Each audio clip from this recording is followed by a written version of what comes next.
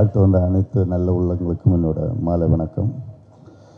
இப்போ போன வருஷத்துலேயும் சரி மலையாள படத்தை இப்போ கம்பேர் பண்ணியே சொல்லிட்டு இருக்க தமிழ் இண்டஸ்ட்ரியில் ரொம்ப தரமான படங்கள் வந்துக்கிருக்கு. அந்த வரிசையில் இந்த படம் பார்த்த அத்தனை பேருமே மிக சிறப்பாக இருக்குன்னு சொல்லியிருக்காங்க. நான் அந்த படம் பார்க்க முடியல. நிச்சயமாக நம்ம வந்திருக்கு இங்கே அத்தனை பேருமே மீரா கதிரவன் மேலே வச்சுருக்க நம்பிக்கையில் தான் வந்திருக்கோம். நிச்சயமாக இந்த படம் பெரிய வெற்றி படமாக இருக்கணும் வேண்டி விடைபெறுகிறேன். நன்றி. எல்லாருக்கும் வணக்கம்.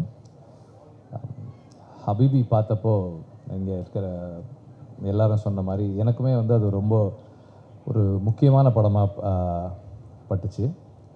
இது ஒரு முதல் சினிமா அப்படின்ற மாதிரி இருந்தது. தமிழில் இந்த ஸ்பேஸில் ஒரு ஃபில்ம் இது வரைக்கும் நம்ம பார்த்ததில்லை. நம்ம ஒரு ஒரு முஸ்லீம் ஹவுஸ் ஹோல்டுக்குள்ளே இந்த இவ்வளவு நுட்பமான ஒரு ஒரு ஜெனரேஷ்னல் டிஃப்ரென்சஸையும் ஒரு மேல் ஃபீமேல் ரிலேஷன்ஷிப்ஸையும் ஈக்குவேஷனையும் அவங்களுடைய கஸ்டம்ஸையும் ப்ராக்டிசஸையும் இந்த அளவுக்கு பதிவு பண்ணி ஒரு ஸ்லைஸ் ஆஃப் லைஃப் ஃபில்ம் நம்ம பார்த்தது கிடையாது. இதுக்குள்ளே அவங்களுடைய வாழ்வியல், அவங்களுடைய கனவுகள், அவங்களுடைய இழப்புகள், வலிகள், சந்தோஷங்கள் எல்லாமுமே இருக்குது. அண்ட் இது ஒரு ஒரு பீரியடுக்குள்ளே இருந்து பேசுகிற ஒரு படமாக இருந்தாலும் இன்றைக்கி வரைக்கும் ரெலவெண்ட்டாக இருக்கிற ஒரு ஃபில்மாக இருக்குது இது. அது பேசுகிற அரசியல் அரசியல்னு இது லவுடாக இல்லை. இது வந்து ஒரு ஃபேமிலிக்குள்ளே இருக்கிற ஒரு ஹைராக்கி இருக்கு இல்லையா, அது விமர்சனப்படுத்துகிற விதத்திலிருந்து அத்தனையுமே வந்து ரொம்ப ஸ்பெஷலாக இருந்தது. மீராவினுடைய ஒரு ஒரு என்ன சொல்கிறது, ஒரு ஸ்ட்ராங் ஸ்டெப் அஹெட்டாக பார்க்குறேன் நான் இதை. அவர் இங்கேருந்து இன்னும் மேலும் ரொம்ப ஸ்ட்ராங்காக தொடர்ந்து ஃபங்க்ஷன் பண்ணுவார்னு நான் நம்புகிறேன். அண்ட் இந்த படத்துடைய காஸ்ட் வந்து ரொம்ப ரொம்ப ஸ்பெஷலாக நான் ஃபீல் பண்ணுறேன். ஏன்னா இதில் இருந்த ஒவ்வொரு மனிதருமே எனக்கு வந்து ஆர்டிஸ்டாகவே தெரியல, அந்த அங்கே வாழ்ந்த மனிதர்களாகவே தெரிஞ்சாங்க. எனக்கு கஸ்தூரிராஜா சாரை முன்னாடியே தெரியுன்றதால தான் வந்து அவரை நான் வந்து கஸ்தூரிராஜா சார் நல்லா நடிச்சிருக்காங்களே அப்படின்ற மாதிரி இருந்தது எனக்கு. இல்லைன்னா அந்த குடும்பத்தினுடைய ஒரு தலைவனுடைய அவருடைய அக்கறைன்ற பேரில் இருக்கிற அந்த ஈகோவும் அதுவும் எல்லாமும் சேர்ந்து அவர் வந்து அந்த கதாபாத்திரமாகவே இருந்தார். அண்ட் எல்லாருமே அப்படி தான் இருந்தாங்க. அண்ட் டெக்னிக்கல் டீம் எல்லாருமே வந்து ரொம்ப நல்லா ஒர்க் பண்ணியிருந்தாங்க. இந்த படத்தினுடைய வெற்றிக்கு என்னுடைய வாழ்த்துக்கள். நன்றி. மீராக்கு ஒரு special congratulations from me also. Thank you. எனக்கு இது ஒரு நடிப்பு சார்ந்த ஆடியோ லான்ச்சிங்கில் ஒரு புதிய மேடை. நான் ஒரு 98லேருந்து அரசியல் மேடையில் பார்த்துட்ருக்குறேன். சினித்துறை மேடை எனக்கு இது வந்து பார்த்திங்கன்னா இந்த பேச்சு திணித்துறை சார்ந்த இங்கே பெரிய ஜாம்பவான்கள் உட்கார்ந்துருக்கிற மேடை வந்து எனக்கு ஒரு புது மேடையாக தான் நான் பார்க்குறேன். இந்த படத்தை பற்றி எல்லாரும் சொன்னாங்க. நான் இந்த படத்தை பார்க்கல. இந்த படத்துக்குள்ளே இருக்கக்கூடிய விஷயங்கள் என்னன்னு சொல்லி முதல்ல நான் தெரிஞ்சுக்கிட்டு வந்தேன். அப்புறம் இங்கெல்லாம் பேசும்போது படம் பார்த்த மாதிரியே எல்லாமே பேசிட்டாங்களே, படத்தில் என்னென்ன இருக்குது, என்னென்ன செஞ்சுருக்கிறாங்க, இதை சார்ந்த இருக்கக்கூடிய விஷயத்தை வந்து ரொம்ப தெளிவாக இதில் நெசவாளர்கள் என்ன மாதிரி காட்சிப்படுத்தியிருக்கிறாங்க, ஒற்றுமையை எப்படி காட்சிப்படுத்தியிருக்கிறாங்க, காதலை எப்படி காட்சிப்படுத்தியிருக்கிறாங்க. இந்த படம் குறிப்பாக மீரா கதிரவன் சாரோட படம் வெற்றி அடைய நான் எல்லாம் வல்ல இறைவனை பிரார்த்திக்கின்றேன். நான் உங்கள்கிட்ட மன்னிப்பு கேட்டேன்னு கேட்டிங்கன்னா 2007க்கு அப்புறம் நான் படம் பார்க்கல. ரொம்ப வருத்தமான விஷயம். ஆனால் இந்த படத்தை நிச்சயமாக பார்ப்பேன்.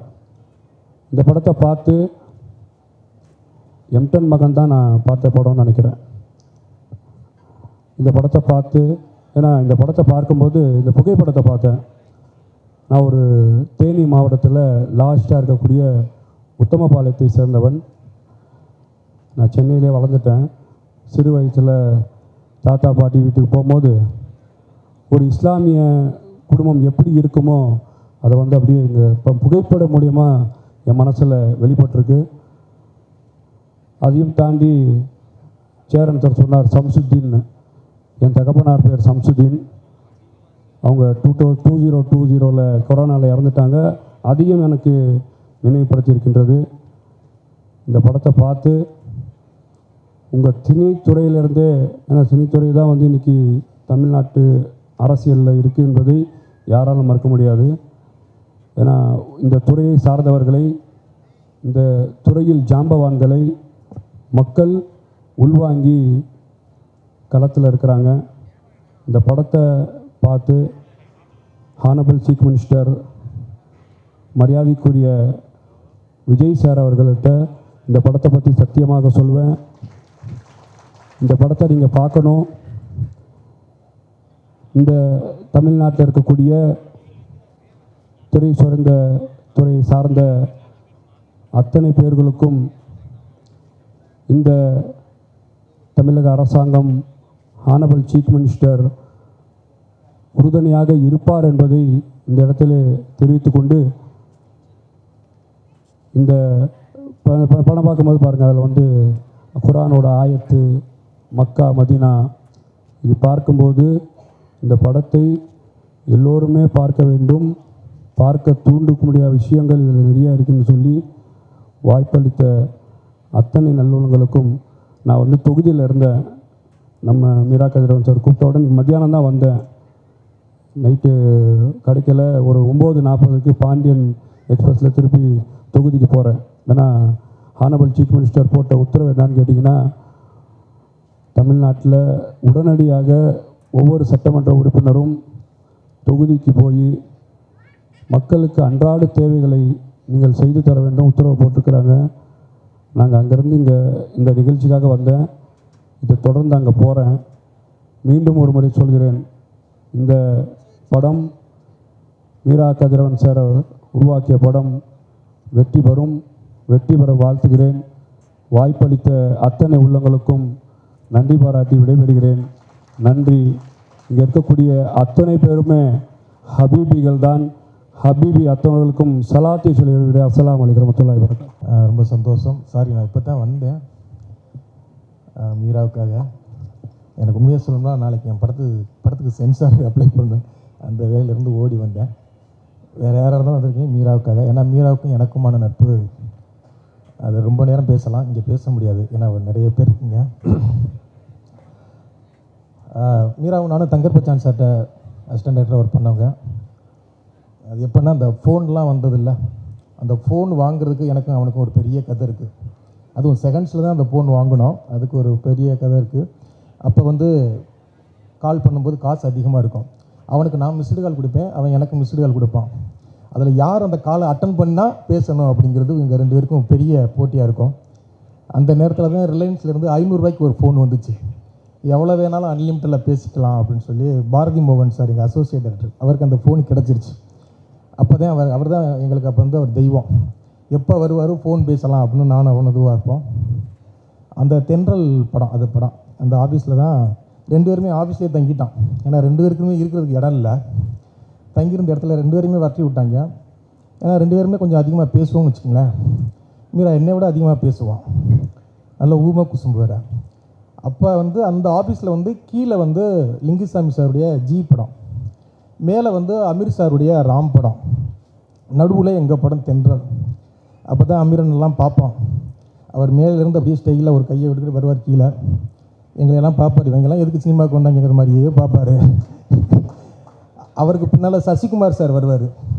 அவரெல்லாம் எங்களை முறைக்கிற மாதிரியே பார்ப்பார்.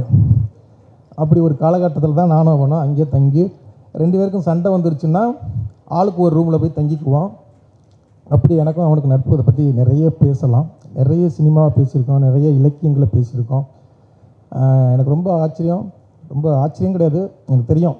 எப்படியும் 7 மணிக்கெலாம் வந்துடுறா அப்படின்னா 8:30க்கு போனாலும் ஒரு பெரிய கூட்டம் இருக்கும். ஏன்னா இவன் வேலை பார்த்ததை விட ராம் ஒரு பெரிய வேலை பார்த்துக்கிட்டே இருந்தான். நீ வந்துருந்தான். அதனால் எத்தனை மணிக்கு போனாலும் நமக்கு பேசுகிறதுக்கு மைக்கு கிடைக்கும் அப்படிங்கிற ஒரு நம்பிக்கையில் தான் இந்த இடத்துக்கு வந்தேன். இவ்வளோ கூட்டத்தை பார்க்கும்போது மீரா 4 வருஷம் ஆச்சு நீ படம் பண்ணி, அதனால் இவ்வளோ கூட்டத்தை பார்க்கும்போது சந்தோஷமாக இருக்குது. இதுதான் நீ பெருசாக சம்பாரிச்சது. இத்தனை இயக்குனர்கள், முக்கியமான அத்தனை இயக்குனர்களுமே வந்திருக்காங்க. கண்டிப்பாக இந்த படம் உனக்கு மிகப்பெரிய வெற்றி படமாக அமையணும்னு நான் வேண்டிக்கிறேன்.